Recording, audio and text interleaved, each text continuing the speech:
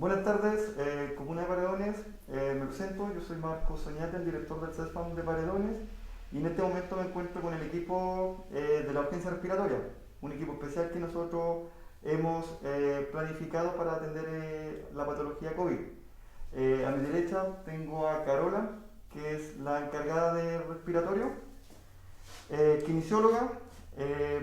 A nosotros nos acompaña ahora también la doctora Ariana. Nos acompaña también Giovanna, que es la enfermera respiratoria, y en este momento también nos acompaña Vivian, que es la psicóloga del CESFAM.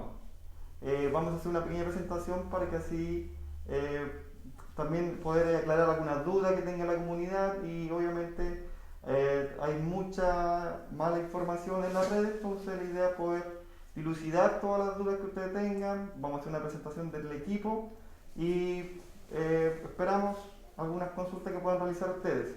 Así que dejo el equipo respiratorio en este momento.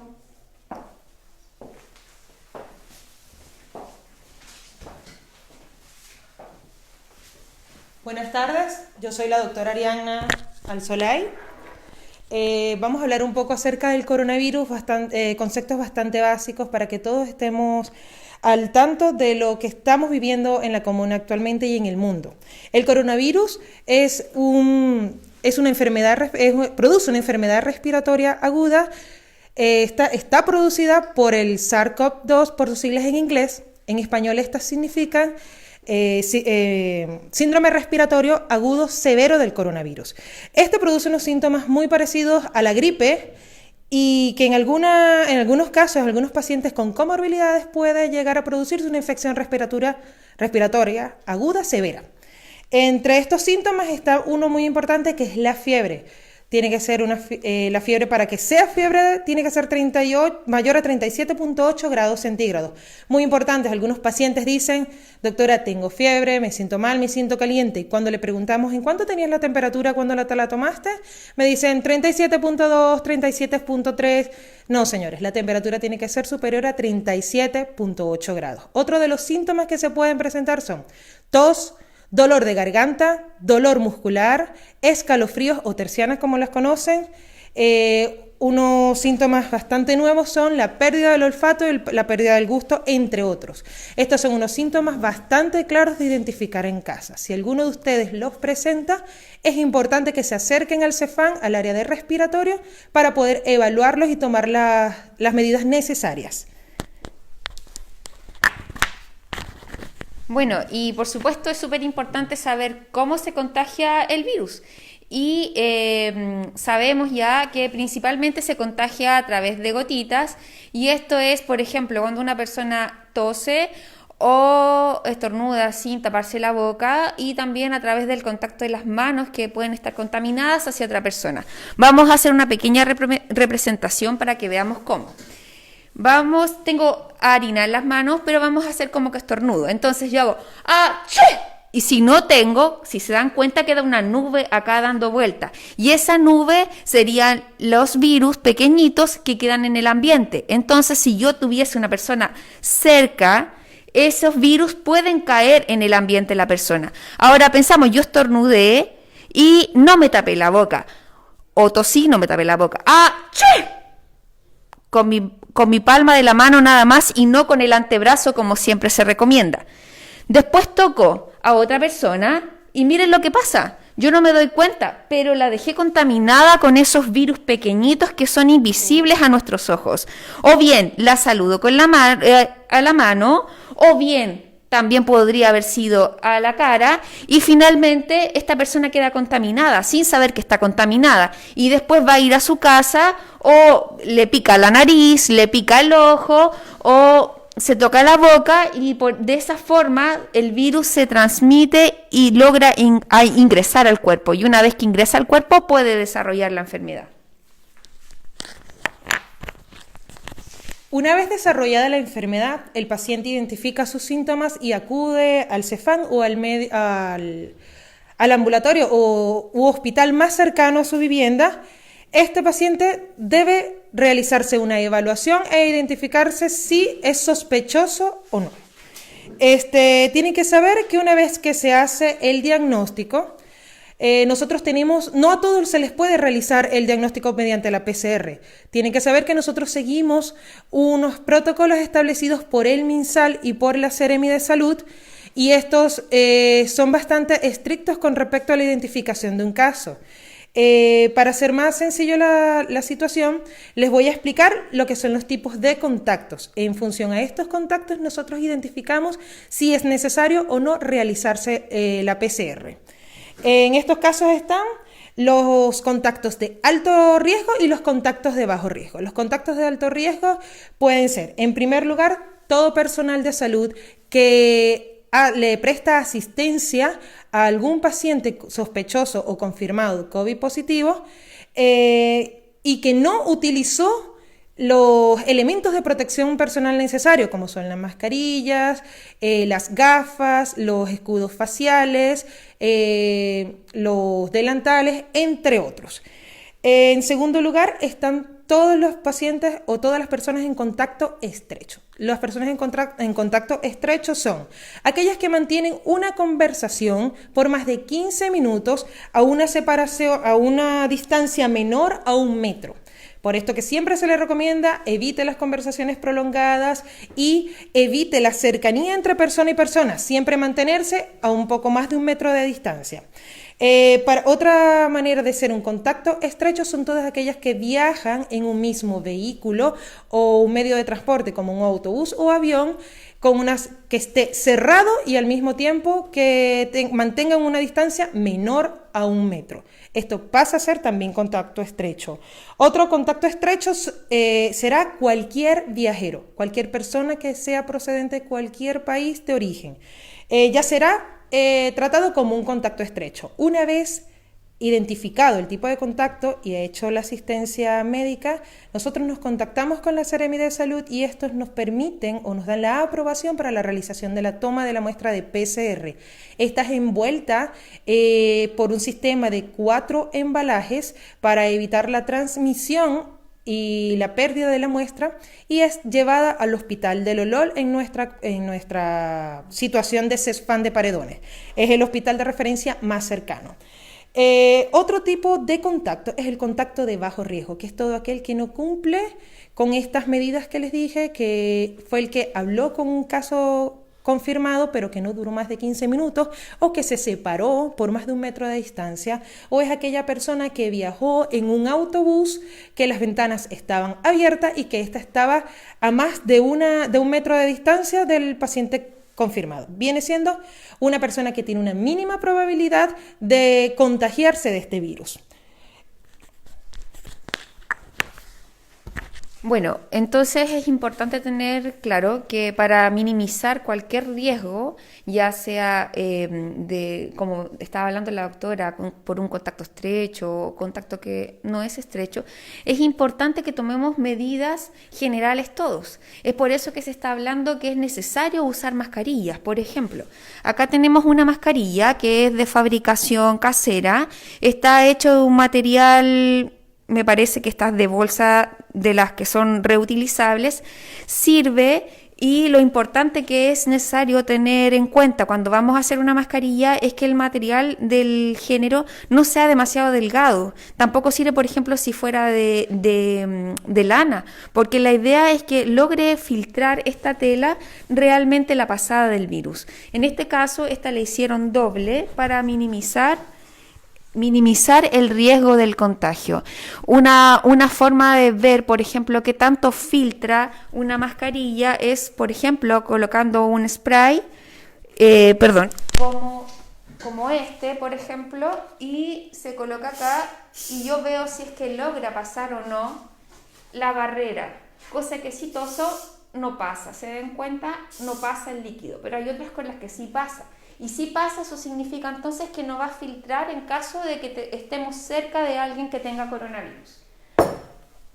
Otra de las medidas básicas es lavarse las manos frecuentemente con agua y con jabón.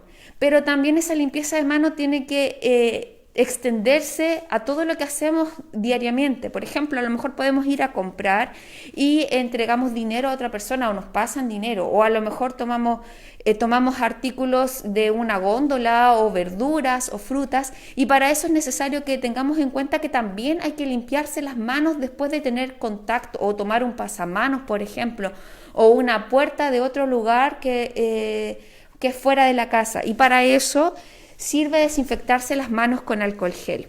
Ya este es un alcohol gel básico que podemos encontrar en cualquier negocio, y la idea es que nos echemos una gotita, pero que nos frotemos las manos efectivamente por lo menos por 20 segundos. Si lo hacemos nada más un frote básico, tampoco va a tener efecto, hay que abarcar la totalidad de la mano, ¿ya?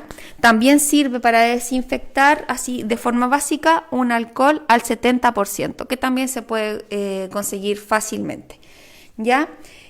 Bueno, esas son como las medidas básicas, además de lo que estábamos conversando antes, de cómo se transmite estando cerca.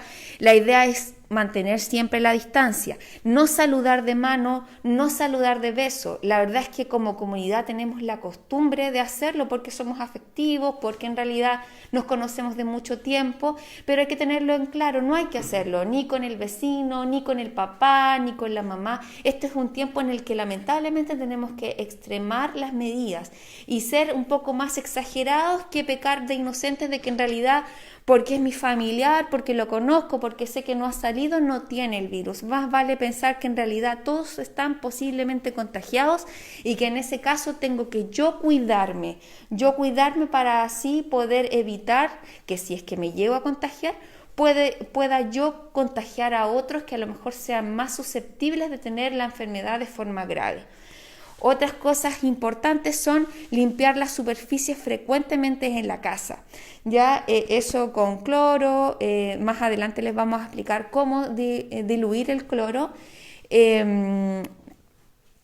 Eso, y mantener la casa ventilada. Eso es otro aspecto sumamente importante. Si bien puede haber una circulación de virus, yo al toser o al hablar adentro de mi casa, si mantengo las ventanas abiertas o ventilo de forma frecuente, el virus sale del hogar, no se queda ahí. Es importante saber que el virus no se queda en el aire. El virus está y cae por su propio peso, así como caía la harina, el virus también cae. Entonces es falso pensar que porque yo pasé por el lado de otra persona, si la otra persona luego resulta contagiada, yo también puedo tener el virus porque pasé por el lado. Eso no es así. Así que en ese aspecto lo llamamos a la calma. Bueno, lo que he estado diciendo hasta ahora son medidas generales. Cuando nosotros ya identificamos acá que hay un posible o que hay un sospechoso, esa persona tiene que realizar una cuarentena en su domicilio, y más aún, ojalá aislado en un dormitorio de su domicilio. Si es que tienen 2 baños o más de un baño en la casa, ojalá pueda usar un baño independiente para evitar el riesgo de contagiar al resto de la familia. Pero si no es posible tener más de un baño, al menos tratar de limpiarlo siempre después de que lo ocupa la persona, ¿ya? Y estando en cuarentena, hay que tener en claro que no se debe salir de la casa. No hay ninguna excusa que me perdone el salir de la casa si es que yo estoy en cuarentena. Ni ir al pago de jubilados, ni porque tengo que ir a la municipalidad, porque tengo que comprar algo urgente, no. Para eso la idea es que yo le pueda pedir a otra persona que me ayude, pero no salir del hogar. Y de la misma forma tampoco recibir visitas en la casa. Y adentro de la casa, ese sospechoso además tiene que guardar distancia del resto de la familia, como decía antes, para tratar de evitar el contagio. Esas son medidas, como les decía, lo más general, y la idea es que ahora podamos hacer algunas demostraciones prácticas de cómo tendrían que ustedes actuar en estas precauciones y este cuidado. Antes de pasar a la parte práctica, debo recordarles que acá siempre estamos haciendo una atención desde las 8 de la mañana hasta las 8 de la noche, desde los días lunes hasta los días domingo, en el servicio de respiratorio que está en la entrada del CEFAM. Otra cosa, que a todo paciente que llega sospechoso, nosotros le estamos realizando de forma responsable un seguimiento.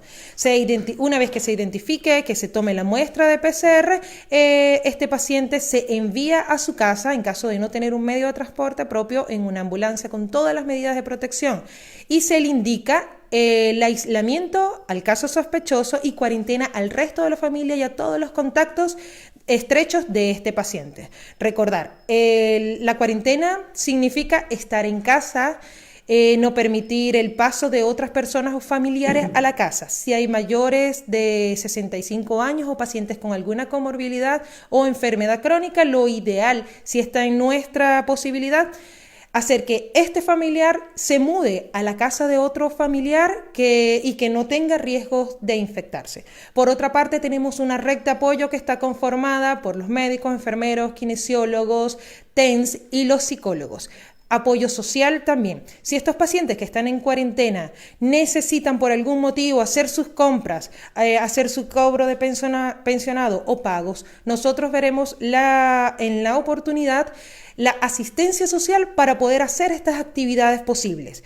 Pero, como dijo nuestra kinesióloga Carola, no debemos salir de casa bajo ninguna probabilidad.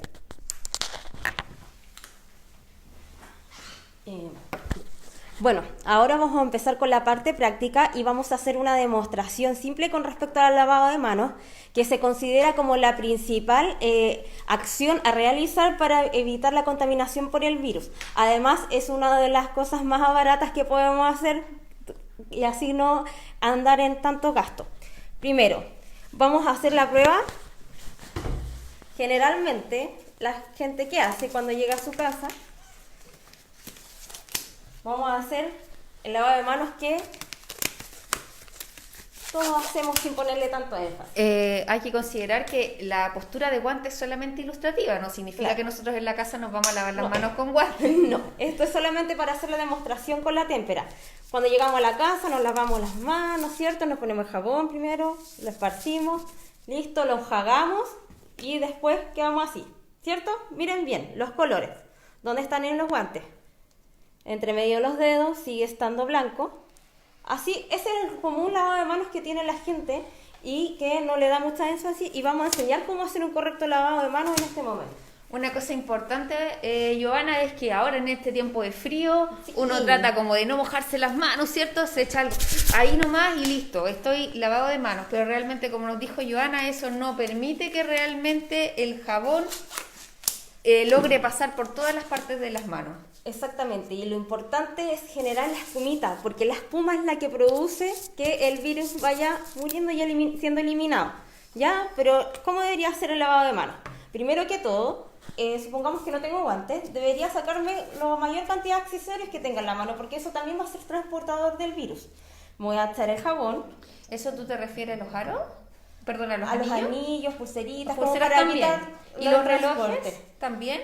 Si es que fuera necesario, sí, para el tema de evitar el transporte, porque lo que vamos a enseñar también acá es tratar de lavar la muñeca. Primero vamos a empezar a frotar palma con palma, ¿ya? Si ven, estoy manchando solo esa zona. Después voy a girar una mano y voy a empezar a lavar frotando una con otra. Voy a hacer lo mismo viceversa, ¿ya? Lo importante es que se limpie bien a modo interdigital. Después voy a agarrar, voy a entrelazar los dedos de esta manera, como limpiando los nudillos, las uñas. Lo mismo para el otro lado. Después, ¿por qué? ¿Cómo me va quedando? Parece que te está faltando una parte. ¿Qué me está faltando? El pulgar. Exactamente, a ello voy a hacer movimientos rotatorios agarrando solamente el pulgar. Y hay una parte que también me falta, que no se está tomando en cuenta. Lo importante es mantener en esta pandemia las uñitas cortas. Entonces después nosotros hacemos la frotación acá al medio del dedo. Giovanna, ¿eso significa entonces que el virus se podría quedar en la uña? Ahí en la parte de atrás. Ya. Así que, y después ya para finalizar, para los que tengan más ganas de lavarse las manitos, con harto, Eso es todo. Las muñecas. Antes de echarse agua, ¿cierto? No con el agua corriendo. O sea, pero no con el agua ahí en el chorro, me refiero afuera del chorro. Ya. Afuera del chorro. La idea es no eliminar el jabón porque lo que decíamos que es lo que va eliminando el virus. Ya después realizamos el enjuague, pero si ven, todas las partes de la mano, perdón, están pintadas. O sea, el jabón llegó a todos lados. Y ahí mis manos ya, enjuagándolas, deberían ser seguras para poder realizar cualquier actividad. Pero lo importante es lavarse las manos cuando salen, cuando llegan, después de tomar cada cosa, sobre todo dinero, cada momento que puedan realizarlo. Como dijiste tú antes, en realidad es lo más seguro, lavarse las manos en Y vez lo de más usar barato. una pregunta. Diga. El alcohol gel lo usamos para desinfectarnos las manos cuando no podemos usar jabón, ¿cierto? Exactamente. Pero alcohol ¿cuánto tiempo me sirve? ¿Todo el tiempo que yo quiera o no es así? es lo mismo que lavarse las manos, pero cuando tengo más dificultad para realizarlo lo puedo utilizar. Pero si tengo mis manos visiblemente sucias, no es efectivo el alcohol gel. Y si yo me echo alcohol gel seguido, una vez, 2 veces, 3 veces, 4 veces, 5 veces. Hasta 5 veces. Hasta 5 veces y después ya tendría que lavarme las manos. Realizar el lavado de manos. ¿Ya? Muy bien. Y otra cosa que se nos ha preguntado mucho y que es otro desinfectante que todos tenemos en la casa es el cloro doméstico. Ya hay mucha gente que está buscando otro tipo de desinfectante porque puede considerarlo de mayor efectividad, pero no. El cloro en sí es un buen desinfectante doméstico que todos podemos acceder y también es económico. ¿Cómo poder realizarlo? Se tiene que hacer a concentraciones específicas. Ya, por ejemplo, acá tenemos una botella de 1 litro y la concentración de cloro que deberíamos echar son 10 ml. ¿Ya? Vamos a hacer la prueba. Si en 1 litro, como ustedes no tienen jeringa en sus casas, esta cuchara es una cuchara sopera. Y vamos a hacer la prueba. Acá están los 10 ml de la jeringa y vamos a llenarlo para que sepan ustedes cuántas cucharadas soperas tienen que ser. ¿Ya? Es solo una. Con eso, nosotros tenemos hipoclorito de sodio al 0,1%, ¿ya? Y con esto debería ser efectivo la limpieza de la casa y la loza, los trastes, el piso, Las mesas, las mesas, y no es mesones. necesario gastar en otros productos, ¿ya? Porque el cloro en sí mata el virus. Oye, de acuerdo a lo que tú mostraste, en realidad es súper poco cloro. Uno en la casa tiende a echarlo al tuntún. Es como se dice. importante no poner tanto, porque hemos tenido varias consecuencias a nivel nacional sobre personas que están intoxicadas con cloro. Tienen reacciones adversas, cutáneas, e incluso con otros tipos de desinfectantes que la gente que cree porque son más costosos o con nombres más extraños pueden tener más efectividad, pero el cloro es muy efectivo. ¿Ya? Pero hacerlo a la concentración correcta, porque si no, y también tienen que ventilar si es que llegan a hacer más, ¿ya? Porque es muy irritativo y puede causar malestar general. Otra cosa importante sobre el cloro es que este cloro sirve, además de todo lo que ya hemos mencionado y que se nos estaba pasando, por ejemplo, para las manillas de las puertas, ¿verdad? Claro, para hacer el aseo en general doméstico. Sí, y que las manillas de las puertas están súper expuestas, por decirlo así, porque mucha gente las toma en la casa o bien en un lugar público, entonces es algo que típicamente tenemos que estar limpiando, igual que otro tipo de accesorios, como por ejemplo el celular, porque el celular pasa por todas partes y ¿qué pasa? El celular también puede tener virus, entonces también hay que limpiarlo. ¿Y se puede limpiar con agua con cloro? Se recomienda más el alcohol. El alcohol. Al 70%. Que era Y si yo no tuviera alcohol ¿puedo limpiarlo con alcohol gel? Sí, también puede ser, que es algo fácil. Lo otro, por ejemplo, los lentes que podemos tener, porque uno necesita lentes, los lentes también se pueden desinfectar de la misma forma y se tienen que desinfectar. Bien, eso muy bien, ha sido súper ilustrativa, esperemos que les quede claro que hay que evitar usar demasiado cloro porque podemos caer en reacciones alérgicas, reacciones incluso en la garganta, que cueste respirar por usar demasiado cloro. Entonces, ya hemos visto como todas las indicaciones generales más básicas y que es importante que todos sepan que tenemos que cuidarnos, que tenemos que desinfectar y mantener las medidas que están a nuestro alcance para evitar contagiarnos, que tenemos que tratar de mantener el distanciamiento a lo más que se pueda, Ya mencionamos antes, tratar de no hacer reuniones ni siquiera con la familia, porque no sabemos si la familia está contagiada. Evitar los asados, evitar los cumpleaños, celebraciones de todo tipo, ir a encuentros religiosos, reuniones. Hay que tratar de evitar al máximo por un tiempo. No es que toda nuestra vida va a seguir así, pero por ahora necesitamos cuidarnos un poco más. Y ahora, en este cuidarse un poco más, quizás hay algunos que están pensando, es que lo más probable es que yo me enferme, es que a lo mejor me voy a morir, a lo mejor se va a morir mi mamá, ¿qué voy a hacer? Yo no quiero salir, no sé, miles de sentimientos que quizás nos angustian y nos hacen sentir mal. Y para ayudarnos a poder enfrentarlo es que hoy vino Vivian para que pueda hablar con ustedes y les cuente un poco cómo sobrellevar la situación. Gracias. Bueno, así como decía mi compañera, tal cual es importante cuidarnos nuestro cuerpo, cuidar la distancia y todas las indicaciones que se nos han entregado, también es importante el cuidado de nuestra salud mental. Ya, efectivamente, nosotros ante la incertidumbre de no saber cuándo termina o qué sé yo, podemos caer en estados de estrés o de ansiedad. ¿Ya? Entonces, ¿cómo nosotros podemos ayudarnos para sentirnos mejor, para sentirnos más tranquilos? Primero es ser súper concretos y seguir las indicaciones que se nos están dando, tanto a nivel de los cuidados necesarios para evitar cualquier tipo de contagio, seguir las indicaciones de distanciamiento social. Con eso ya partimos bien. Ahora, es entendible que nosotros tengamos dudas, tengamos incerteza y que eso nos genere cierto tipo de preocupación, ¿cierto?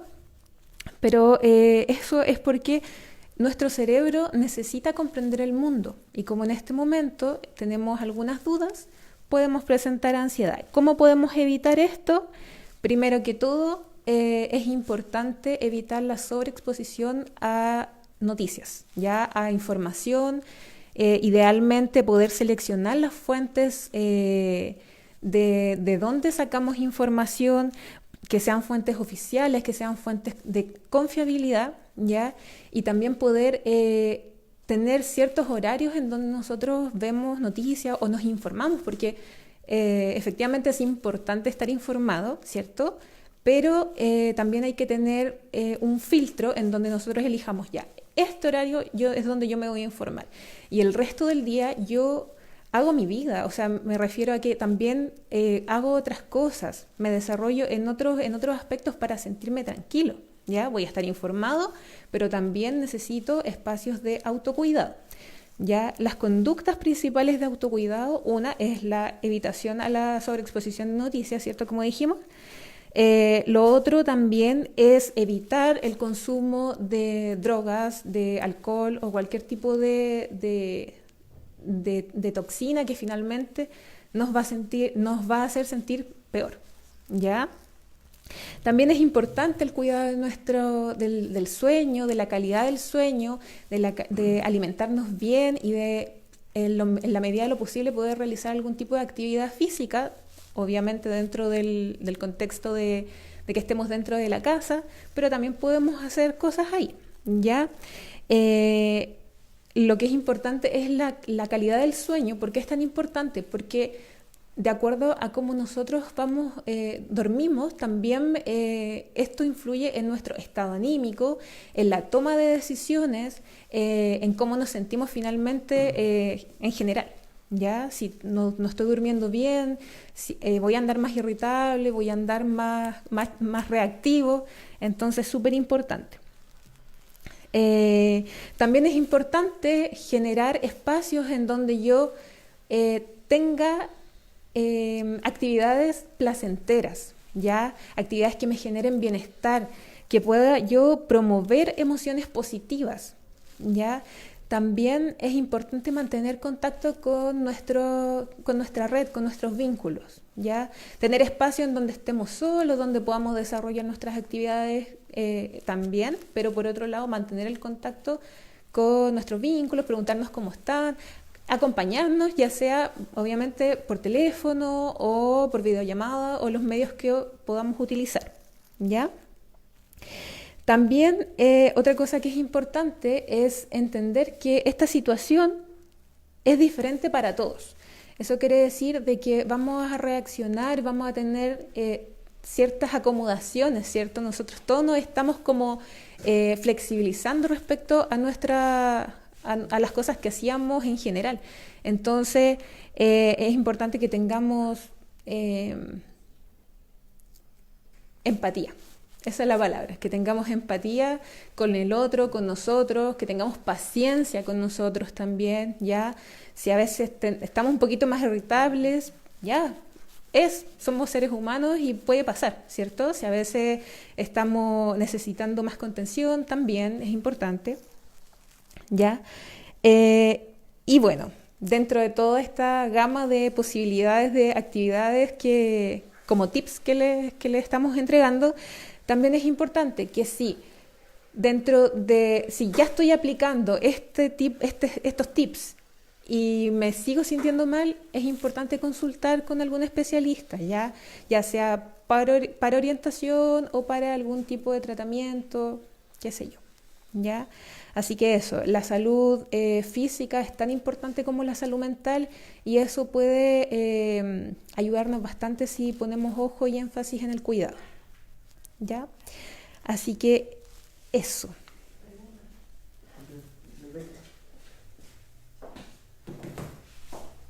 Bien, gracias Vivian.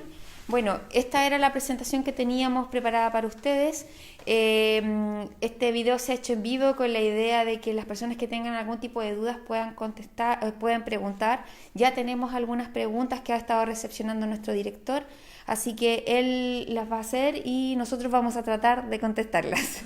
Así que chicas, juntémonos. Marcos. Sí, pero de acá no se podría aceptar. Bueno, una de las preguntas que salió dentro era ¿cuánto dura el tema de contagio? Por decir, si yo tengo la patología, ¿cuánto tiempo yo estaría contagiando? Según la OMS, una persona puede ser contagiante desde que tienen los primeros síntomas gripales, o los primeros síntomas en este caso de tos, desde una tos leve hasta una tos más avanzada. Es por eso que se le indica la cuarentena al paciente aproximadamente de los 14 días, donde se espera que el paciente haga una recuperación total. Si ya es un caso un poco más grave, amerita hospitalización en cuidados críticos o en cuidados intensivos, se toman las medidas necesarias para egresar a este paciente cuando ya no tenga los síntomas o para una hospitalización domiciliaria. Pero el paciente puede contagiar a otra persona teniendo la tos. Hay otros estudios donde se dice que hay contagio de pacientes asintomáticos, es decir, que no tienen tos, no tienen fiebre ni nada. Sin embargo, no hay una evidencia clara de con qué frecuencia ocurre este contagio entre personas asintomáticas. De todas maneras, cuando nosotros hacemos un estudio de los contactos que tuvo una persona que está con sospecha o que está confirmado, validamos como tiempo sintomático, desde 2 días antes que haya iniciado los síntomas hasta el día 14. Por eso las cuarentenas normales o las más típicas duran 14 días y luego de esos 14 días la persona que ya haya salido de la cuarentena no va a exponer a otros a contagio. Bueno, hay otra pregunta también que surge, que consultan qué pasa con los contactos directos que tuvieron real contagio, es la pregunta que refieren, y que son asintomáticos y no les pasa nada. ¿Cómo saber si están contagiados? Bueno, una vez se active nuestro protocolo de emergencia, en un caso sospechoso se le realiza la toma de PCR. Nuestro equipo hace un estudio epidemiológico a cargo del área de enfermería donde se trata de hacer un árbol completo de todos los nombres, dirección y teléfono de todas aquellas personas que estuvieron en contacto desde 2 días antes de la manifestación de los síntomas hasta el momento que llegue acá. Eso es con el fin de contactar a todas estas personas e indicarle, e incluso nuestro equipo los visita a su casa para indicarle una cuarentena. Esta cuarentena con el fin de evitar la propagación en caso de que sea un positivo asintomático o sintomático. Estos contactos, se llaman contactos estrechos, una vez que estén en cuarentena, cualquiera de ellos que llegue a manifestar síntomas se comunica inmediatamente a los números que nosotros mismos le entregamos y se le realiza la toma de PCR. Sin embargo, hasta este momento, hasta esta hora, no se nos ha indicado otra manera de tomar la PCR si eres asintomático. Tenemos los criterios, como le comenté, según el MinSal y según la Seremi. Este contacto tiene que presentar por lo menos fiebre y o otro de los síntomas respiratorios como tos, mialgia, dificultad para respirar, dolor de garganta, dolor muscular. Entonces, para la respuesta a la pregunta de este paciente, si eres asintomático y eres contacto, por el momento no podemos realizarte nosotros a nivel de CEFAM una PCR. Solo tenemos que hacer una cuarentena para evitar la propagación del virus. Y otra cosa súper importante que tiene que quedar claro es que se considera los contactos cuando la persona estuvo en contacto estrecho, lo que decíamos antes de haber estado conversando más de 15 minutos cara a cara con la persona que está contagiada o que es sospechoso, haber compartido un vehículo cerrado a menos de 1 metro, vivir en la misma casa o haber estado viajando. Esas son las indicaciones para que se haga todo este estudio de contactos, pero no va a ser un contacto simplemente porque a la pasada le di la mano y seguí caminando, o me tocaron el hombro y seguí caminando, o pasó por el lado por donde yo estaba caminando, o fue a comprar a lo mejor a mi negocio. Eso no se considera un contacto estrecho. Hay otra consulta, que en el caso de una persona positiva que fue a comprar a un negocio, si posteriormente voy a comprar yo, ¿me contagio? Si somos estrictos y todas las personas que tienen negocios y estos tienen trabajadores a su vez, tenemos entendido que están siguiendo las normas, como para este caso principalmente para los trabajadores, para los cajeros como en el supermercado, están utilizando todos los elementos de protección personal, como son la mascarilla, el uso de guantes, el uso de escudos faciales. Cada cierto tiempo estas personas están limpiando la superficie para evitar precisamente el contagio, ya que este virus puede permanecer cierto tiempo, aproximadamente unas 72 horas sobre la superficie. Por lo tanto, otro cliente que vaya a pasar tiene una mínima probabilidad de contagiarse. Pero de todas maneras, ahí está el autocuidado del que habíamos mencionado antes, andar con su alcohol gel, cosa que si yo fui a comprar, como ya voy a tener sí o sí cierto riesgo, después de recibirle el dinero o lo que me estén pasando, echarme alcohol gel. Y cuando llegue a la casa, limpiar con agua clorada los alimentos que llevo o las cosas que llevo desde el negocio que compré. Hay otra consulta también, que lo hace una usuaria, que dice que si su esposo tiene el COVID, ¿es seguro que ella se contagie? Por la definición de contacto estrecho, ya un paciente que viva en el mismo lugar, en el mismo hogar, hotel, residencia, asilo de ancianos, cárceles, y vivan en el mismo lugar, tiene gran probabilidad de que éste se contagie. Es por eso que una vez identificado el caso y que dé positivo, indicamos que la persona en cuestión se aísle en una habitación si es posible, para así minimizar los riesgos, pero tiene una alta probabilidad de contagiarse. Aún así puede ser que no desarrolle la enfermedad, porque todo depende de la capacidad que tenga nuestro organismo de combatir el virus. Entonces, a lo mejor el caso que es sintomático es el que el cuerpo no logró defenderse completamente y desarrolló fiebre o desarrolló inflamación, pero quizás esa esposa o esposo o hijo o hija, su cuerpo sí va a enfrentarlo bien y aunque tenga el virus no va a desarrollar la enfermedad, pero como va a estar en cuarentena, pensando en que está confirmado el caso del hogar, no habría mayor posibilidad de que la persona lo contagie. Por el momento no hay más preguntas en el Facebook. Bueno, yo creo que podríamos dejar hasta acá lo que es la presentación.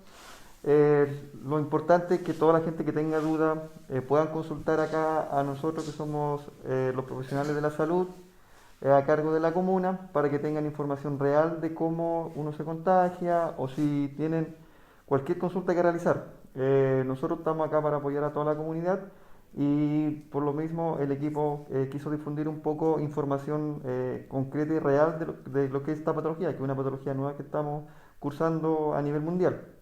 Entonces, dar las gracias a toda la comunidad, los que pudieron ver ahora este video y puedan compartirlo para que así la comunidad quede un poco más tranquila de que estamos trabajando para ustedes y que tenemos todos los resguardos necesarios. Muchas gracias por la presentación y dar las gracias también al equipo de respiratorio. Gracias, sí. Muchas gracias. Que tengan buena tarde.